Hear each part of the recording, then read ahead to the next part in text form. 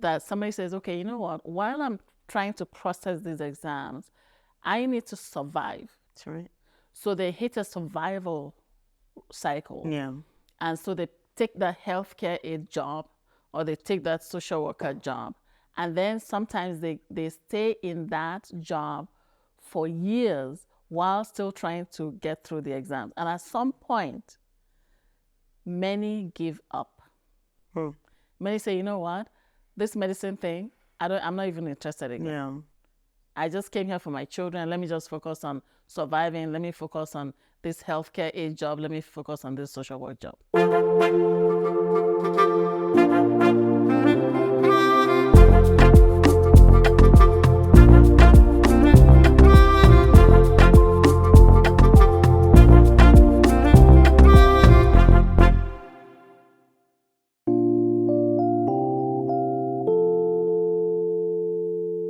Hello, everyone, and welcome to today's episode of Our Lives Narratives.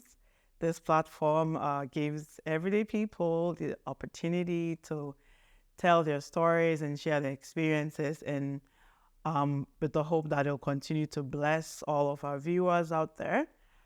We appreciate all of you being with us, all through the journey since the beginning of this season 2. I'm so excited to announce to you today that we are doing a mid-final episode for this season. We're going to go on a pause. I call it a pause, not a break.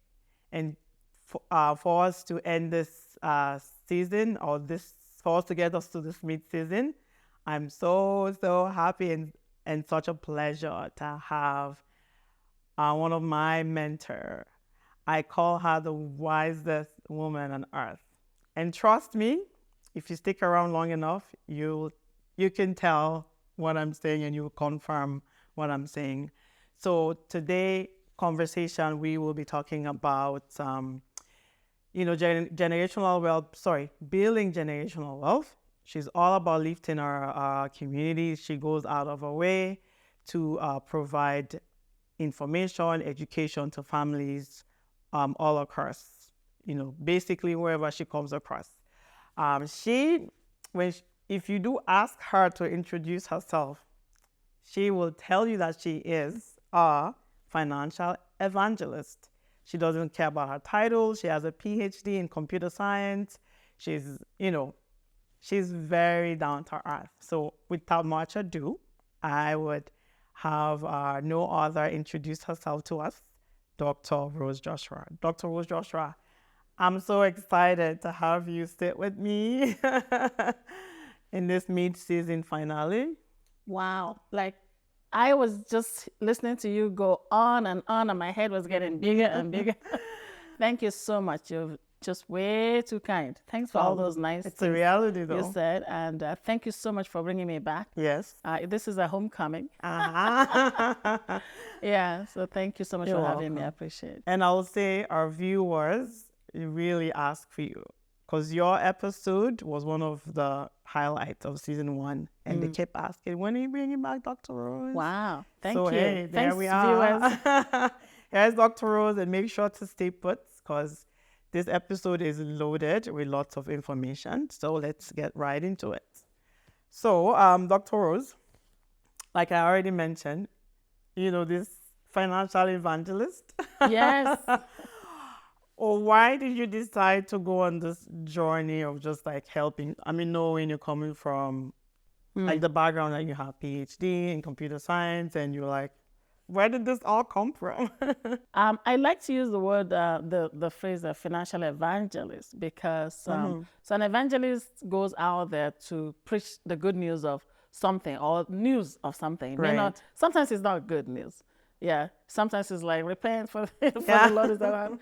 So in the religious world, an evangelist will go out and preach the good news and invite people to do things that are right religiously. In the financial world, so my passion, my vision is to bring information to our people. Because, to be honest, a lot of our people is not that we don't care. It's not that we are not smart. Right. It's just that we don't have the information.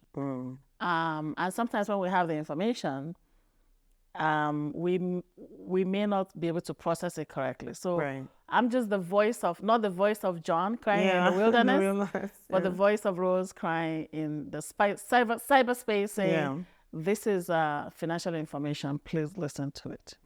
Yeah. Well, we can't wait to tap into just a little bit of all of that knowledge that you have. Like I said, we can go on and on and on. And you have time to share your YouTube channel towards the end. Very, very informative. So you can go crazy. There's lots of videos, lots of information. So today's session, out of all of Dr. Rose's knowledge, we will be looking into systemic poverty, a little bit about systemic poverty, and also how, immigrants can build generational wealth. Yeah. So we'll be looking at some aspects. So what is systemic poverty? Well, there are different definitions, but I'm just going to pinpoint on one aspect that affects immigrants. Right. Okay. Okay. So typically when somebody has applied to the Canadian immigration system, on average, I'm not talking about those who came through refugee pathways or war victims or stuff like that, but when somebody has applied to be a landed immigrant on a professional basis, for example, Right. They would come in on a point system. They'll come in as, say they have a master's degree or bachelor's or even medical doctors. So let's say a medical doctor, for example. So they come in here thinking that, as soon as I land in Canada, I can start a medical practice. But the system is not set up that way. So the system actually is set up for people to come in as laborers in the country, where like the Canadian immigration system is not bringing people to start from the top, because then we're going to displace those on the top already. Yeah. So they bring people to start from the bottom. And so even medical doctors, I stopped counting with my hands and feet how many medical doctors, when they come in here, for example, and lawyers, they come in here thinking, my life is made, I can start making Canadian dollars. But no, they push them to the bottom. And some of them start as healthcare aide, social worker. Some of the lawyers start from even working at Walmart. Why? Because the system wants them to be there. So systemic poverty is from the very get-go. So from the day you land in Canada, right? So in order then to address that, unfortunately, people coming from home don't know until they land here. It's only when we land here that our eyes open. To see reality. It's just like, oh dear God. And many of them are actually stuck in it for many, many years. So systemic poverty is very systematically organized. And as long as we understand how it works, then we can figure out how to come out of it. That's right. Okay, so that's where you come in again. Yes. So how is it maintained? Obviously, it has to have a whole mindset shift, right? So how is it maintained, and how can we get ourselves out of that? Because you're coming in the country, obviously, unless you have people that have been in the system before, there's no way you're going to learn that right away. So this is information for you. If you come across this video, this is a nice way. Even if you're, like you already mentioned, you could be stuck in it for years. So this is not just for people coming that are planning to relocate, but even people that have been in the system. So, like, how can we bulldoze your word ourselves out of that? Well, people get stuck in it for different reasons. So let me use a scenario of say a doctor. Okay. So somebody says, okay, you can start as a healthcare aide.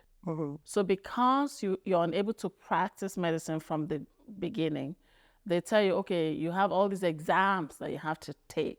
And they make the exams so ridiculously, I don't know the word to use in the public media. I know the words I'm using in my head. They make the exams so ridiculous and frustrating that somebody says, okay, you know what? While I'm trying to process these exams, I need to survive. That's right. So they hit a survival cycle. Yeah. And so they take that healthcare aid job or they take that social worker job. And then sometimes they stay in that job for years while still trying to get through the exams. And at some point, many give up. Many say, you know what? This medicine thing, I'm not even interested again. Yeah. I just came here for my children. Let me just focus on surviving. Let me focus on this healthcare aid job. Let me focus on this social work job. Right. Yeah. So it is that resignation that's the problem. So that is the problem. Because when somebody resigns and says, okay, you know what, I give up, let them carry their medicine, I know they're interested again. Yeah. They resign, and that's where the problem is. Because once we resign, we give up our goals, we give up our dreams, and then that's the end, right?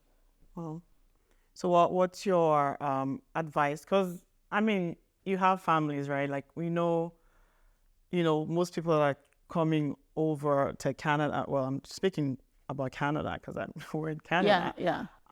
First generation, right? Yeah. There's nothing built for them. Then they're relocating with families. Yes.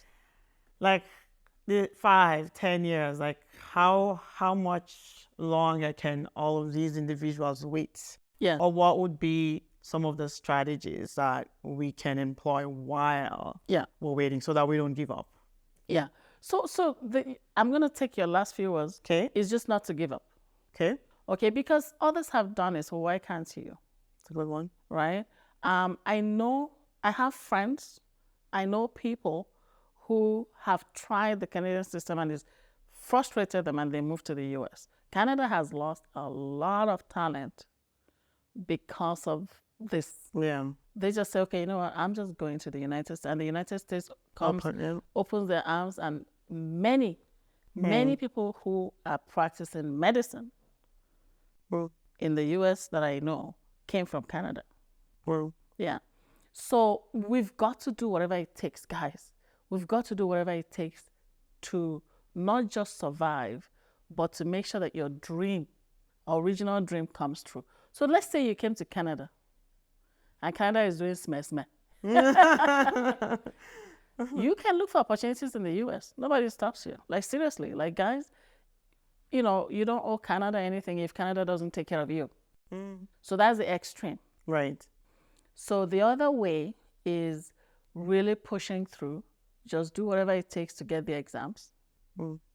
The other way I noticed, and I've seen a few people do that, is staying away from the big cities. So everybody should leave Toronto. Like, Toronto is overpopulated. Like, what is in Toronto? I'm gonna say Toronto. What is in Toronto that everybody is stuck there and suffering there? Like, let's get out of Toronto, guys. Funny story. You think Edmonton is a village already? So I don't know. Even Edmonton is a big city. Yeah, it is. So here's the strategy for some of our medics and lawyers, like those of them who, have to get their license from the system. Right. If you decide to go to the smaller towns, like, I know a few doctors in St. Paul's, Smoky Lake, Cold Lake, like, really small towns, then you can get your license quicker. Because they encourage they need you professionals. Exactly. Yeah. So one strategy is to leave Toronto. Leave Toronto, leave the big cities, go to the small towns because they need people there. There's hospitals that don't have doctors. And there's lots of incentives too. I understand, right? Yeah. And there are provinces that give incentives. Yeah. Not just the small towns, but certain provinces like Saskatchewan. Guys, pronounce it Saskatchewan. It's not the end of the world. It's in Canada. Leave Toronto, go to Saskatchewan. go to Manitoba, That's go right. to Iqaluit, go to the remote places, and you'll find that it's faster there. Don't be afraid to go there. You will not freeze to death. There's human beings there. The territories and I know. Some people feel like, oh, if I go to Iqaluit, Nunavut, I will die of cold. Yeah. No, But then that's like you can give yourself like a timeline. I always say, Yes. give yourself. We know people that went there 2-3 years. Yes. And then you can go back to Toronto. Right? Exactly. You reach your goals faster. Exactly. Because the longer you wait, the more frustrating. I can't imagine like what those professionals are going through. So. And it's not just the professionals. Like there's some people now. Let's talk general. Right. There's some people who come in as visitors. They want to become landed immigrant, and they try to get a work permit or this LMIA stuff like that. Yeah. And they're in Toronto. Like seriously. Like like there's why? lots of people already. What are you doing there? You will never get it. Yeah. So, but if you go to the small towns, there's companies who are looking for employees. Right. And they're ready to sponsor you if you come there. And it's only a matter of 2-3 years, and then you're done. Yeah. Like seriously, get out of Toronto. And it's not just Toronto. Get out of Vancouver. Get out of the big cities, and go look in other places. Wow, that was needed. That's well informative information because I'd actually never thought about it. So it's a reminder for those people that are still thinking about it. Hey, there's one way for you to do it. Yeah. Right? Yeah. And you could go and come back. You can go and come back. It's some just people a matter go of to the 2-3 UK years. and you come back, and I'm sure it's not that easy. But then that's something you have to be, deciding right early on, I would think. Yeah. Right? You want to get that started sooner. Yeah. Because the moment you start settling, you start buying, you're buying a house now. Yeah. Then you're stuck, then it right? gets hard. So the sooner. Well, you know what I mean, stuck. I know, feel. yeah. You It's harder. Because I know you've mentioned the house, that is the way you say you can always... You're not stuck to a house. Yes, but that's usually the mindset, right? Yeah, so Dr. Rose Joshua is encouraging, us. Yes. We need to uplift ourselves, right? Yes, the system is already set up that way. It's not going to change. Mm-hmm. We just have to be deliberate, being intentional to do what we need to do. Mm-hmm. And then, get ourselves back up. Yeah, I mean, we came all the way from Africa. That's true. We just need to close the gap between Toronto and a small town. Right. Like we came all the way already, so we just need to kind of find the right places. Yeah. Awesome. Okay. So we're gonna move to our next topic here. Prioritization and of budgeting. So you said that sometimes we have the information, we have the knowledge, but we just don't know how to apply that knowledge, right? Because wisdom is what apply knowledge, right? Mm-hmm. So you might have the same applies, you might have the resources, whether it's big or small, but you have to know how to allocate those resources, right? So that's your, that's what you're preaching. Yes. How can we... What ways? There's a lot of ways we could prioritize. So, systemic poverty has a lot of impact, right? In our society, in immigrant, of course, like in general, I would say. Yeah.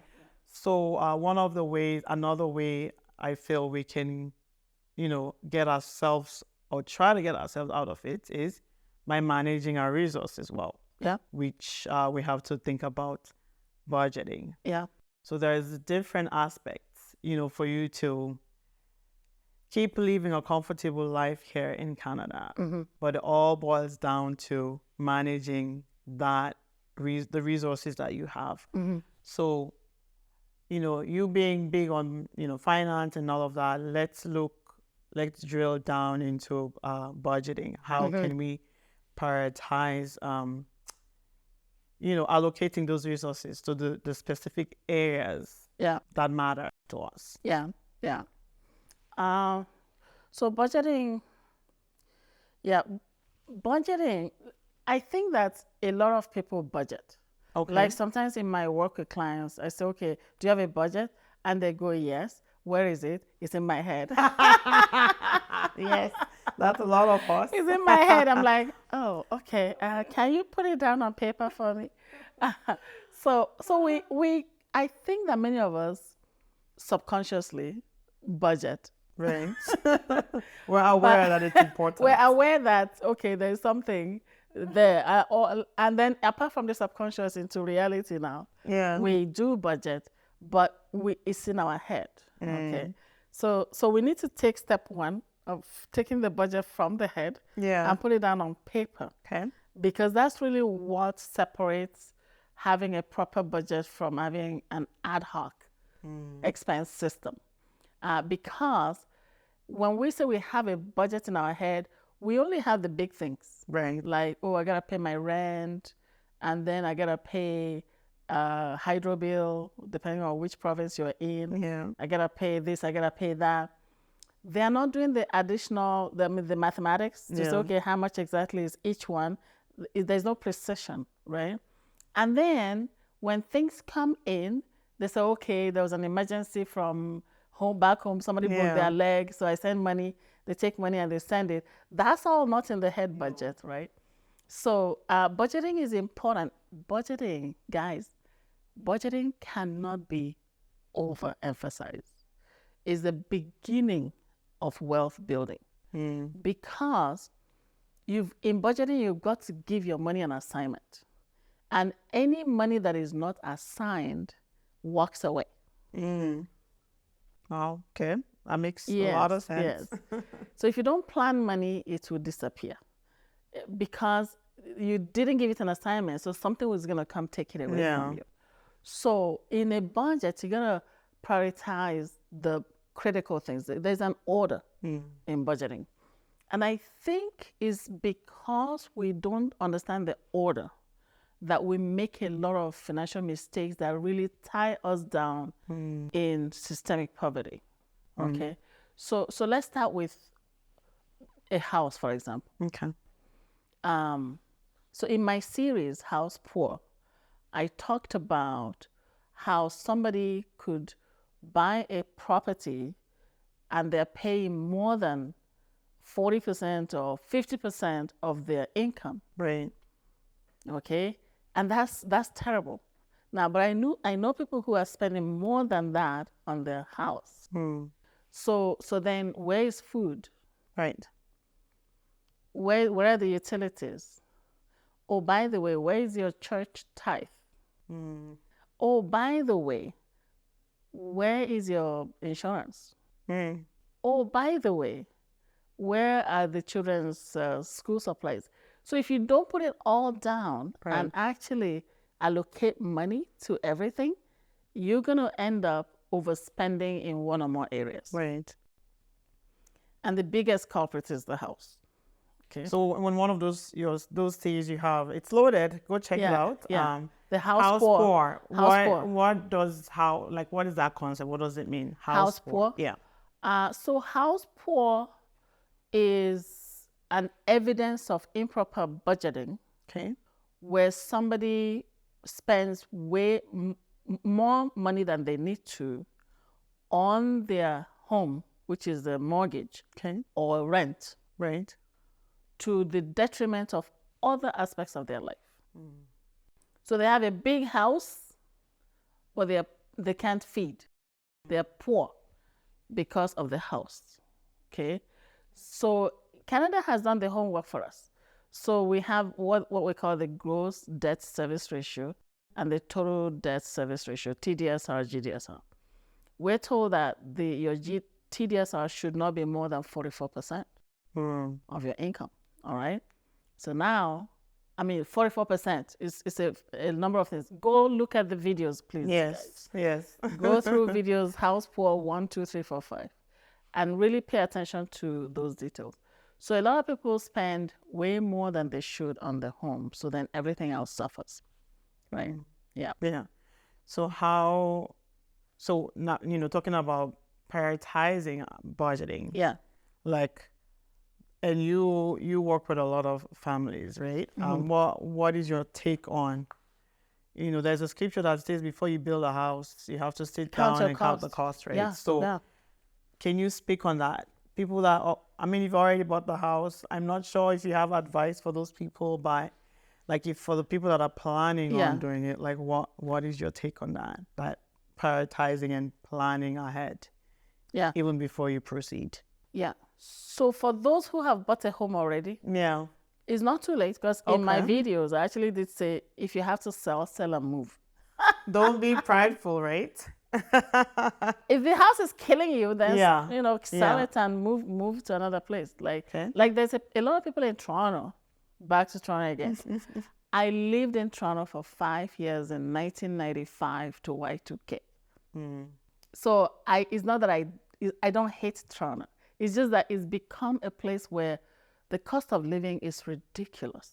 Same thing, Vancouver. Like, why? So for me, if I'm in a place where I can't afford rent, or I can't afford to buy a comfortable home, I would find another place. It's as simple as that. Yeah, so why would I kill myself just to get a home in a place where the home is 3 times the cost as in another place? In the same country, right? So a lot of smart people in Toronto and Vancouver have brought their $1 million and bought 4 houses here in Edmonton. Better investment, right? Way better. Yeah. It's same money. In Toronto, it's 1 house. Right. Or half a house. Yeah, half a house. Here is 4 houses. And you live in one, and you become a landlord, and you have rental income. So, it's really about, not being attached to a city. And thinking outside the box. And being open to moving to a place that works. Right. We've got to be ready to move to another place where the finance works, right?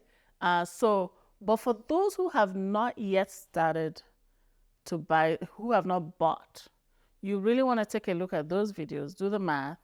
You've got to do the math and have everything in line. Plan for the home, plan for insurance, plan for your church, your tithing, all of those offerings.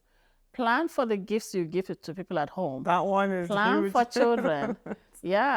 Plan for everything. You gotta table everything. Don't leave anything out. Manage everything. If it doesn't work, then take from the house. Sometimes I'm doing a budget and I'm like, oh, I need $500. Where do I get the $500 from? We start taking money from different areas, and then it's like, you need to get a smaller house.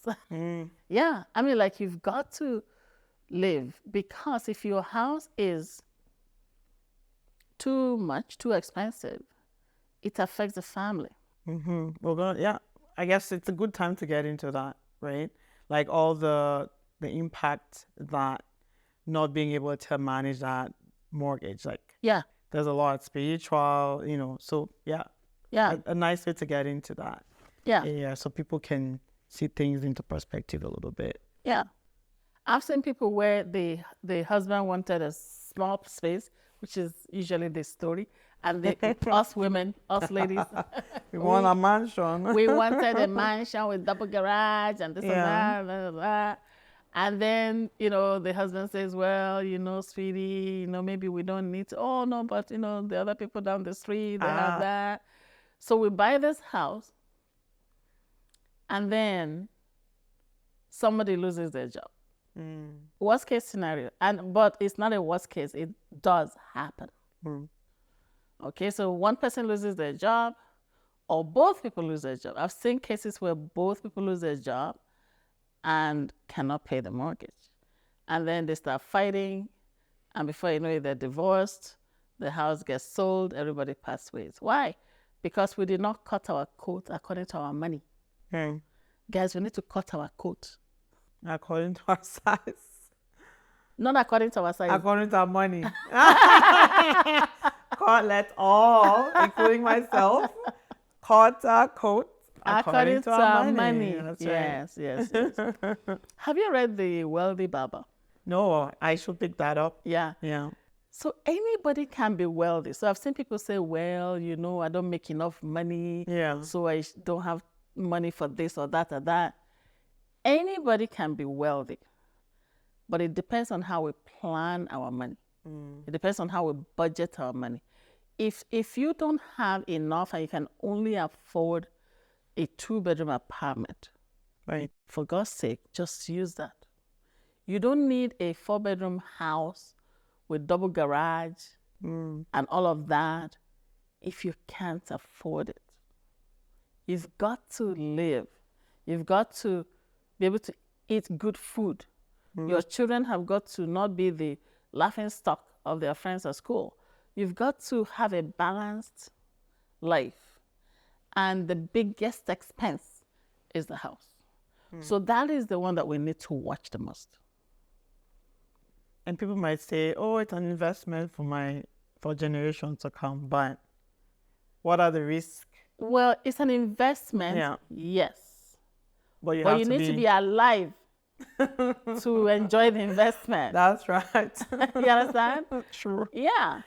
If for example, you put all your money into a house, for example, and you can't take care of your kids, you go get a second job, and the children are, raised by the television. What is the investment now? True. It's a loss. So better off use what you have, and then you still can, like you said, a balanced life. Where you're there for your kids. Yes. You don't have to work 2-3 jobs. Yeah. I mean, sometimes I feel like we get ourselves into those situations, right? We do because we decided to buy a house that's bigger than us. And I'm saying house because that's the biggest one. Right. Or for some people, it's a car.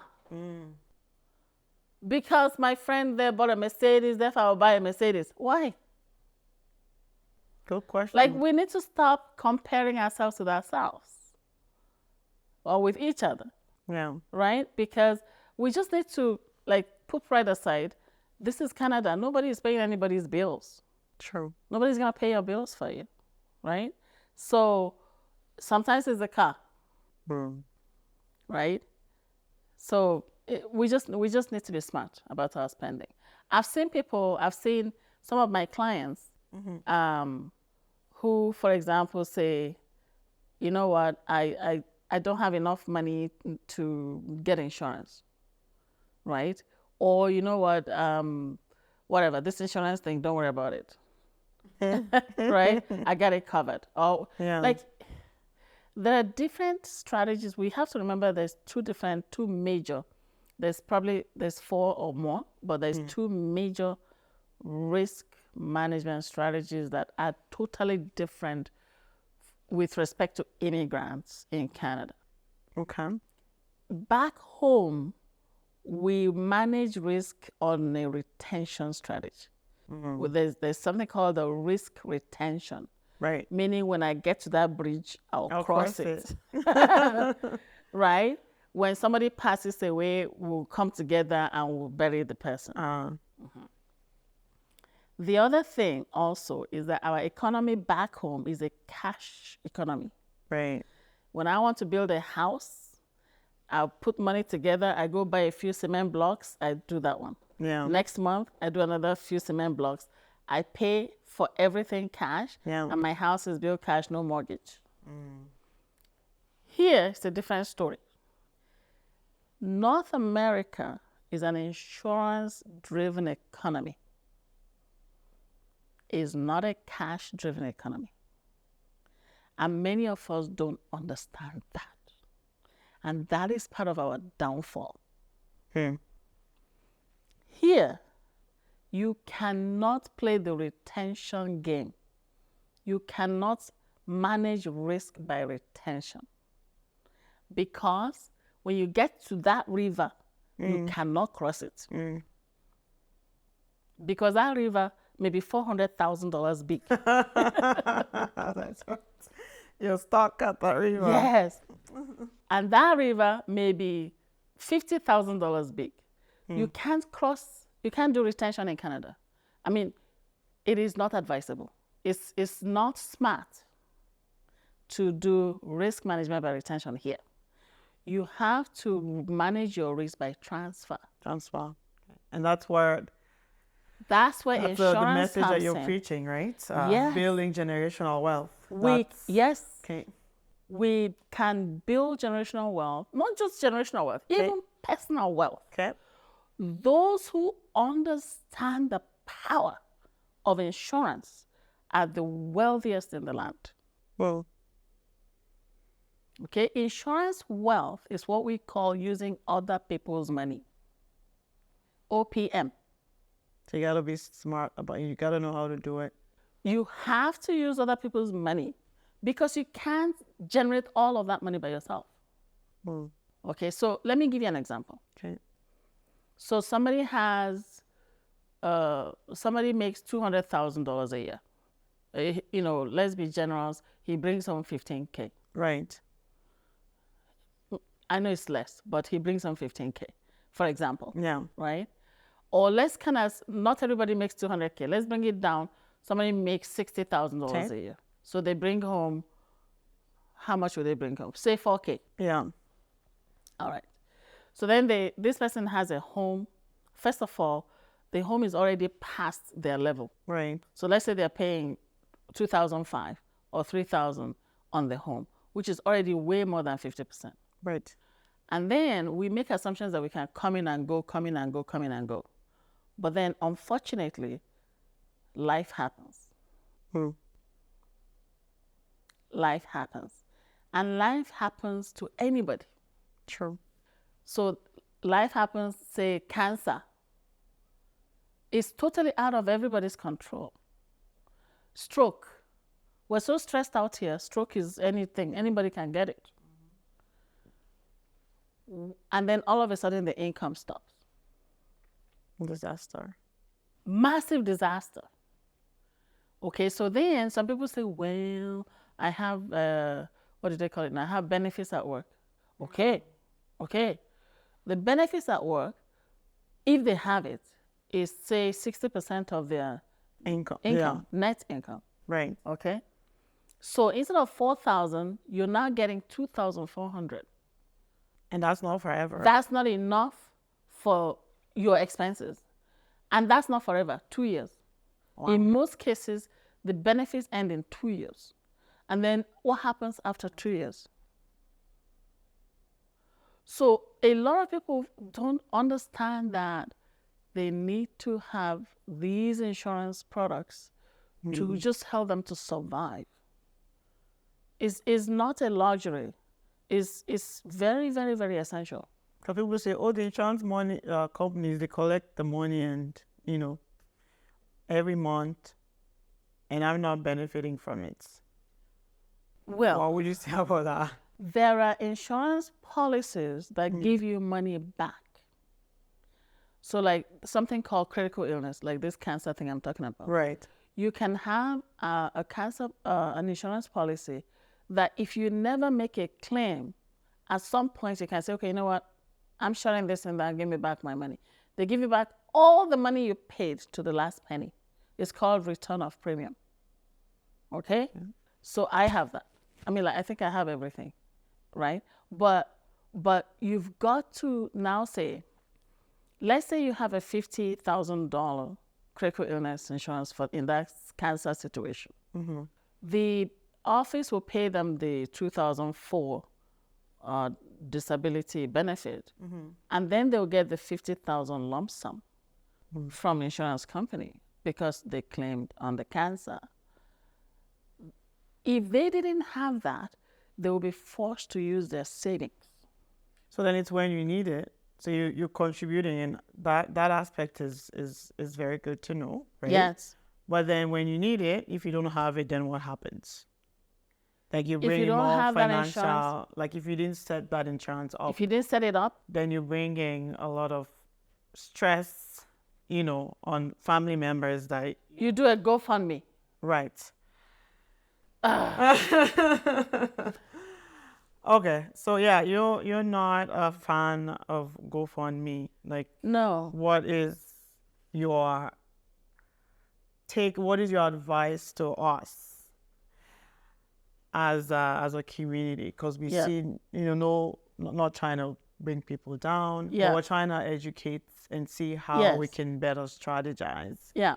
So what would be, your take and your advice to our community regarding that? So GoFundMe makes me weep, okay?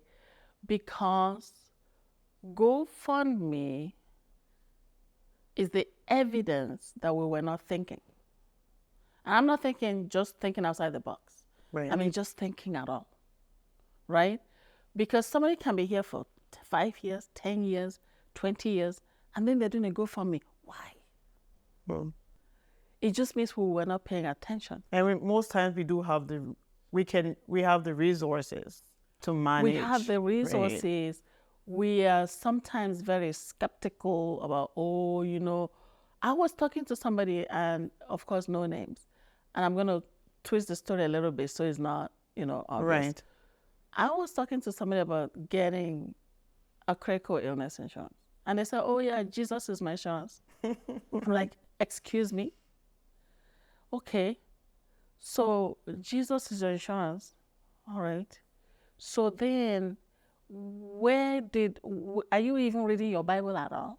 So this is for our faith people out there. Yes. Sometimes we use that as an excuse not Are you to. saying that there is no sickness? Even in the days of Jesus, people had paralysis that he healed. Yeah. And then I've seen people go, I was talking to somebody about life insurance, and he said, I don't plan to die anytime soon.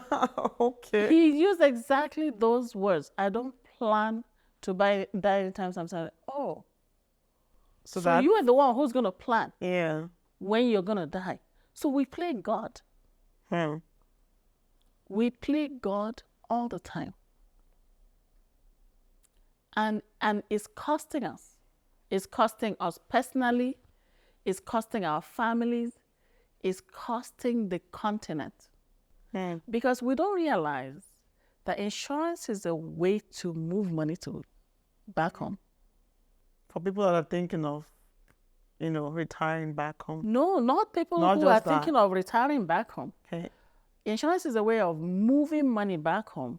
If you have beneficiaries back home. Back home, okay. When the person passes away, those beneficiaries back home will collect the money. Or will send, we had an example. I'm not going to mention the country. One of my clients passed away. This was 4 years ago during COVID. Okay. A young man didn't have a wife. He was not married. He was single. Had a workplace accident, died. He had a $500,000 policy. And his beneficiaries were two, his mom, $250K, his dad, $250K. The company flew an official to Africa, accompanied by somebody here to show the way, to go deliver two checks. Wow, $250K. Totaling $500,000. That will transform a whole city. The whole city. Yeah. Wow. So many, we're not thinking, because here's the thing. Many of us have dependents back home. And then here we are, we refuse to take insurance. If anything happens to us, those dependents will continue to suffer for the rest of their lives. So when we refuse to take insurance, it's not just us who suffer. It's everybody that we're connected with. Plus the GoFundMe, people who don't even know you, right? So I can talk about this for a long time. It's something that makes my heart bleed. But it's, again, evidence that we're not prioritizing correctly. We're not making allocations for insurance at all. We're putting all the money in one spot, which is the house or the car. Right. And we're spending money the wrong way. Like, a lot of our would gladly go get Ashwebi. Oh, You know what Ashwebi is? Yes, we do have that too. We have the uniform. We spend money on outfits, shoes, bags, but we won't insure ourselves. Like, what is that? Wow. Yeah. So bringing this information, so that's even the transfer of wealth back home. Yeah. What about the one that you're leaving, sorry, for your own kids for generations to come? How about that part? Generational wealth. I know we Yes. started this conversation last time. Yeah. So let's finish it. Okay, let's finish it. I don't know if we can, but we'll try. So generational wealth, Because with insurance, Yes. sorry not to cut you, yes. you're not doing it for you per se, No. right? Because something happens, the people that you love are going to suffer, Yeah. right? Yeah. But they're grieving and they don't have a way to even, put you to rest in a more distant way, right? But if they left something behind, then even when they're grieving, at least they know things are being taken care of. And if you're leaving a mortgage and all of that. So let's finish that conversation that we started. I know. I think we have some time for that. We do. Okay. Okay. So there are different ways of thinking. There's different ways to think about generational wealth. Okay. And I think that many of us, we are not thinking deeply enough about it. Okay, so a lot of people come to Canada in the evening. That's what they say. Yeah. From age 40, age 50 and above. Right. Yeah. So when they come in the evening, the cost of insurance is so high for a 50-year-old man, for example. Right. That they go, oh my God, this insurance thing is so expensive. I can't afford it. So they end up not buying for themselves, for example, which is a mistake. Right? But then that's because they're thinking that generational wealth is only about them. So in my generation, generational wealth is not just about me. Okay? So the Bible says that a good man leaves an inheritance for his children's children. Right. So it goes beyond your children now to the second and third and fourth generations.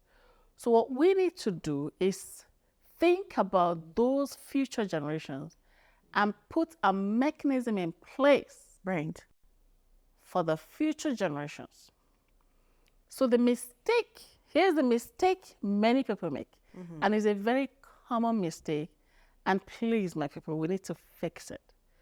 So when an old person says, I'm too old, I'm 50, I'm 60, I can't afford life insurance, is too expensive, right? Which is a mistake. You should get something, anything at all.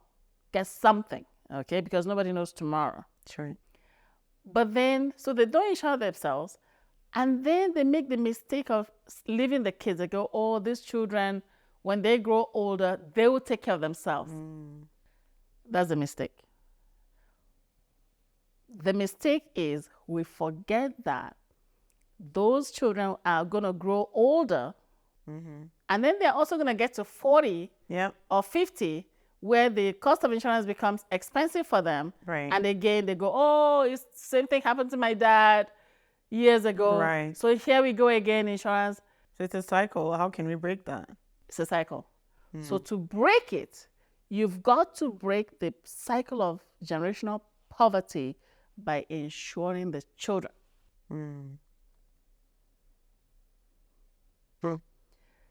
I'll tell you a secret, and it's an open secret. Okay. In Canada, they insure their children from age 2 weeks, 15 days. No, not a lot of people know that. And that was going to be my next question. So what do you think about insuring kids? So, hey, there you are. Wow. Yeah. That's right early 15 on. days before the child can open their eyes. That child, you can put $1 million policy on a 15-day-old child. If you tell an African to insure their child, they will ask you which you want my child to die. We're not thinking that there's a reason why the Canadian system allows a child to get insurance is not because the child is dying today or tomorrow. It's the foundation for generational wealth. You're building that right on. Yes. Wow. Life expectancy in Canada is 85, 90 years. Right. I have seen some 95-year-olds still driving a car. Oh, yeah. So longevity is good here, not just because of, the salads, but because of the medical system. So the medical system keeps us alive longer. Yeah. When that child who is 15 days old, you put say $1 million policy, it's cheap when they're young. Age, right. The amount of money you will use to put a $1 million policy on a 15-day-old child, age 0. A 50-year-old man cannot pay the same amount to get $200K. Wow. So number one, is cheap for parents to set it up for their kids.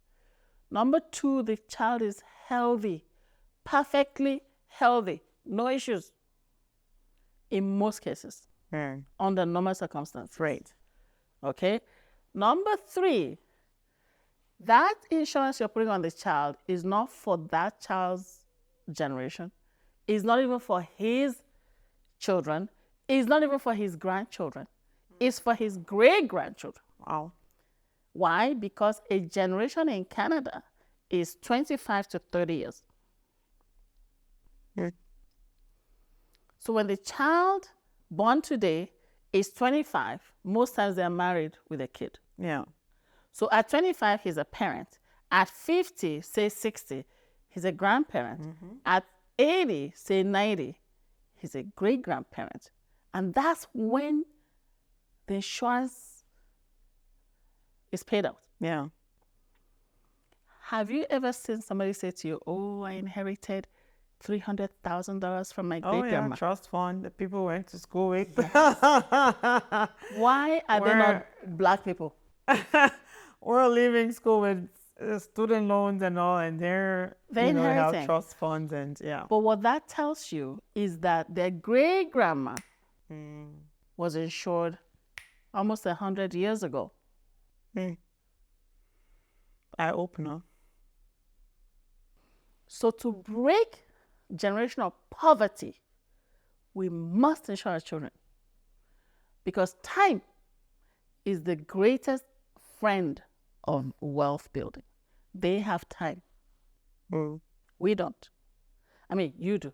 I may not. Right? I feel like my time is ticking too, so. Everybody's time is ticking, right? So with my children, I'm saying to them, I'm not leaving it to chances. I'm supervising my grandchildren's insurance. I don't care. You must put insurance on that child, put insurance on yourself, right? And then set up a trust fund and dictate how the money is to be spent. Wow, okay. I think this is an eye-opener for a lot of people, including myself. I mean, I know insurance is important and all of that, but I've not actually looked at it through that lens. So yeah, really appreciate that information here, or that reminder. Some people might know this, but just knowing the significance of life insurance, and you could insure your kids as early as, because of all of the reasons that you've provided for us. Yeah. So what if someone's saying, okay, I don't care about life insurance, I can save my own money? Like, what do you say about that? And there's a lot of us who do that. Yeah. So if somebody says, I can save my own money, yeah, that is risk retention. Okay. Yeah. That says when I get to that river, I'll cross it because I'll be saving my own money. But here's the thing. Investments are of various types. Okay. So a home is an investment. Right. Life insurance or insurance is an investment. Not just life, but home insurance, car insurance is an investment that has a return if you do make a claim. Okay. Now, life insurance you've got to get the permanent insurance that is guaranteed to give you money, which is the coverage for life. Okay. The term policies are not guaranteed to pay. But once the term runs out. If the time runs out, yeah. But I really want to look at that word guarantee. Okay. See, so human beings are guaranteed to die. That's true. So because we are guaranteed to die, we need to pay attention to it. Okay? My sister, in the next 100 years, you and I will not be here. Yeah. Okay? We talked about Jesus. That's 2,000 years ago. All those people are dead. Paul is dead. Peter is dead. All the James and John, they're all gone. Generations after that, generations come and go, but the earth remains. Yeah. Okay? So we are guaranteed to die. So it's smart. It's smart to ensure the guarantee. Because one day, somebody will collect on it. One day. So don't feel like you're wasting your money. Yes. I think that's a part we don't really see, because a lot of times it's not something that you go to your accounts and you see how much you have on your statements, right? Yes. But when you need it, you don't need it. So back to that question of, if you decide that you're saving what, because you were just doing the math, the math behind the scenes, what kind of projection are we looking at if we decide to save, of course, to the bank or other investment? So if we decide to save for ourselves, that's good, but don't leave out insurance. Okay. So we need a balance. We need to do this and also do that. Right. We need to do one, not leaving the other undone. Now, when somebody says, oh, I'm going to put all my money in RRSP, TFSA, they're making a huge mistake. Why? Because they're playing God. They're assuming that they're going to be alive long enough for the RRSP or TFSA to grow. Right. So in my videos, I talk about a comparison. So one person says, okay, I'm going to put all my money in a stock and bond investment. Right. And another person says, okay, I'm going to buy a $1 million insurance. Okay. Let's say you put $250 a month in stock and bond investment, RRSP, TFSA, whatever. Even at a generous 10%, you can check it out. Okay. After 5 years, you haven't even hit any money. Okay, we can look at it, right?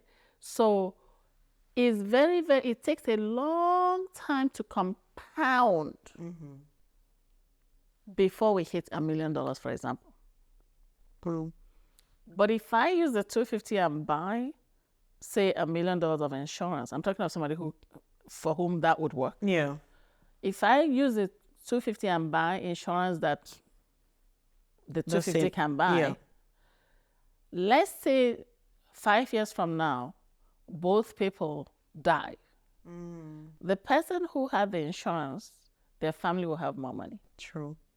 Because 5 years is nothing when you do the compound interest. Is it okay if I do it now, or we can?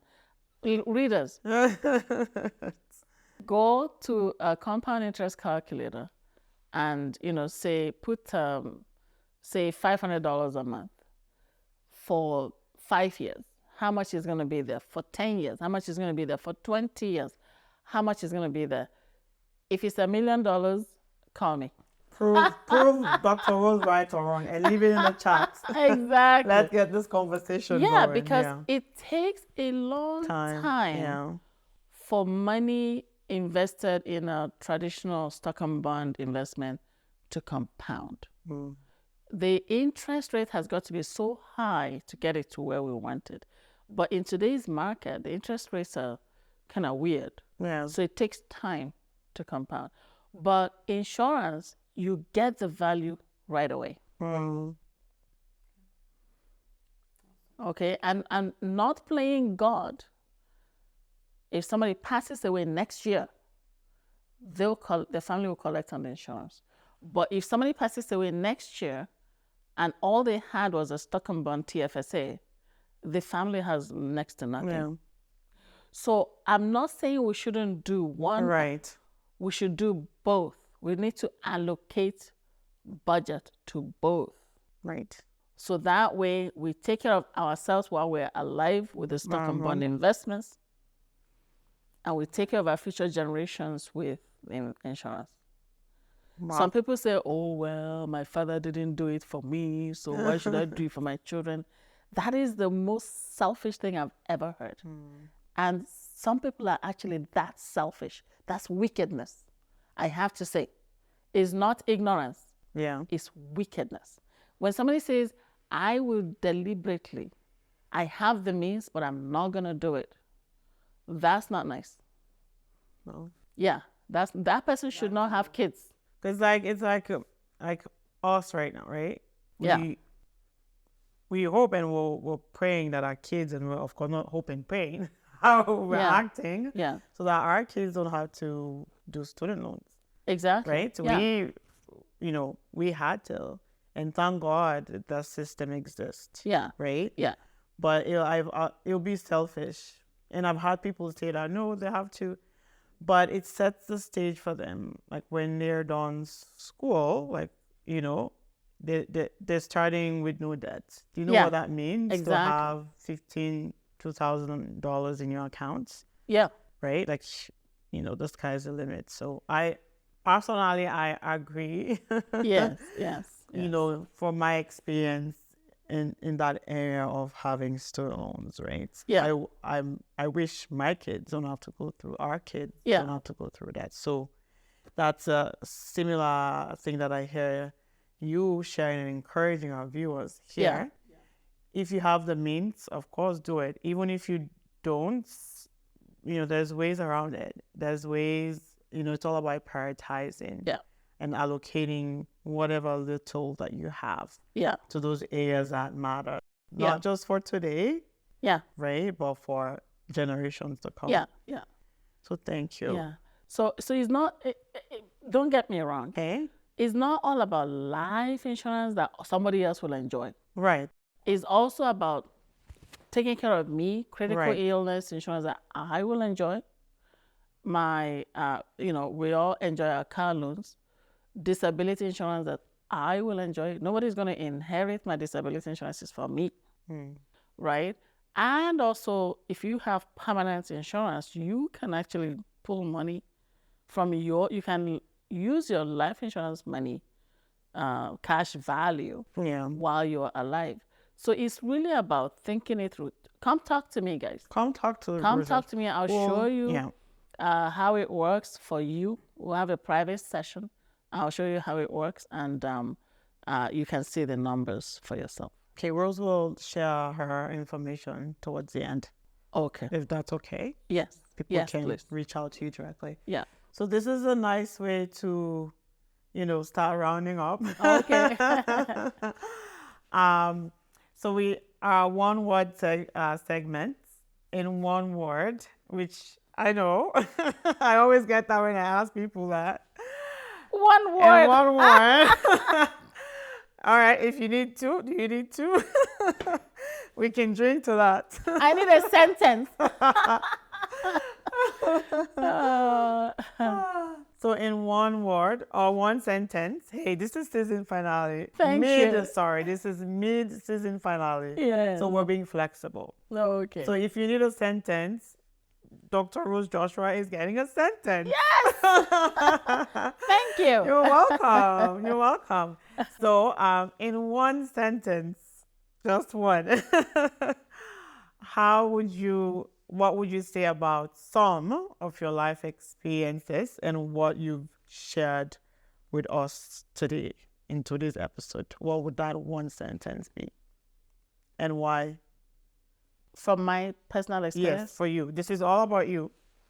Okay. I see even one sentence. I'm sorry. Okay. Okay, so talking to your listeners now. So here's the thing. I'm very passionate about wealth building in our community because I have personally experienced financial loss because I didn't have the right knowledge. Okay, so that's one sentence. Okay. Okay. Everybody knows about my husband passing and how we lost money, so we'll leave it there. Was that enough? I think so. Okay.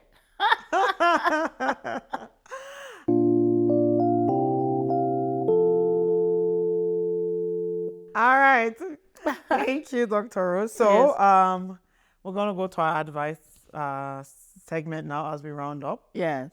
What is your advice to people about not being too old to receive advice?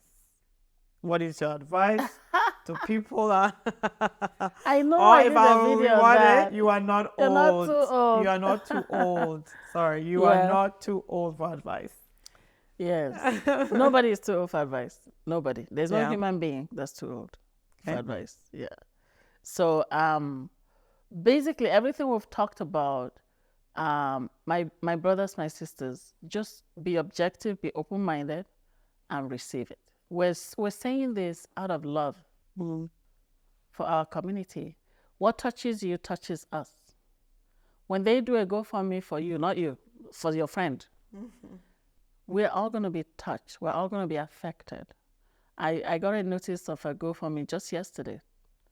Somebody I don't know, but it's one of us. So we didn't come to Canada to suffer and stay poor. Many of us back home, we were very wealthy. But then we come here and we're in ground zero. So please take the advice that we're giving you and let's change our lives and let's change the ground for our children. Our children have come here to stay. They're not going back home. That place where you came from is not home for them. This is home. So we need to make it right for them. Thank you. And walk till you drop. Yeah. Don't walk till you drop. Okay. Yeah. So about walk till you drop. So I did a video series on job traps. So we have the systemic poverty series. That was 10 videos. We did the job. Really good info though. Yeah. Really good. Thank you. I encourage all of you guys to head on to, after this episode, Yes. head on to Dr. Rose Joshua, and it's just Rose Joshua, right? Rose on YouTube. Joshua Finance. That's all you need to search. Yeah. And go enjoy. It's like, Yeah. it's loaded. Lots Yeah. of info. Sorry, go A ahead. lot of research went into that. So in the job trap Trap. series, Yeah. we talked about not working till you drop. Okay, so that's really having a life. Okay, managing what you have and finding ways of improving your income. One of the ways is to not get stuck in an employee spend. We need to start breaking out into businesses. If you look on every street corner, they have the 7-Elevens, it used to be Max, Shell gas stations, convenience stores. We don't own these things. Like, we need to start owning these properties. We need to start owning businesses. We need to stop being the laborers. So when you are an employee, you are a laborer. Wow. We need to stop laboring and we need to start living. And so I'm encouraging many of us, all of us, to start thinking of a business idea. Listen to that Job Trap series. There's a lot of assignment, there's a lot of thinking outside the box that you need to do. Let's expand out from employee to business owners. Awesome. Thank you. Yeah. That's a nice way to wrap up our episode for today. Yeah. Thank you. Oh, Thank you I'm so happy we got to do much. this today. Yes. And for all the viewers that were asking for, more insights from you, here you go. And I'm just so honored to sit down with you and pick your brain, your wise brain. Yes. So thank you. Really, really, really appreciate Thank you so much. all the information you've shared here today. Thanks for the opportunity. Oh, and thanks, you're listeners. welcome. Don't mind me. Sometimes I go hard. The passion, I'm telling you.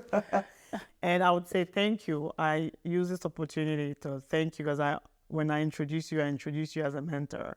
You're one of those people that has been quite instrumental in myself and my husband's, in terms of buying the right kind of property and all of that. So with a budget. Yes, exactly. Yeah. So we're not sitting here telling you what we're not doing.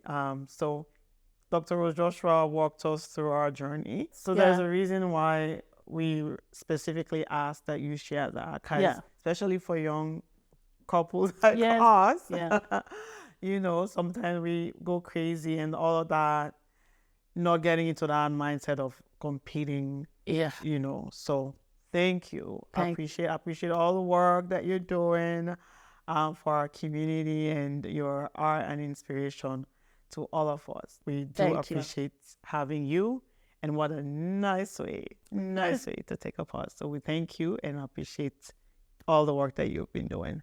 Thank you so much for the privilege to share in this journey, and say thank you to your husband for me when you see him. Okay.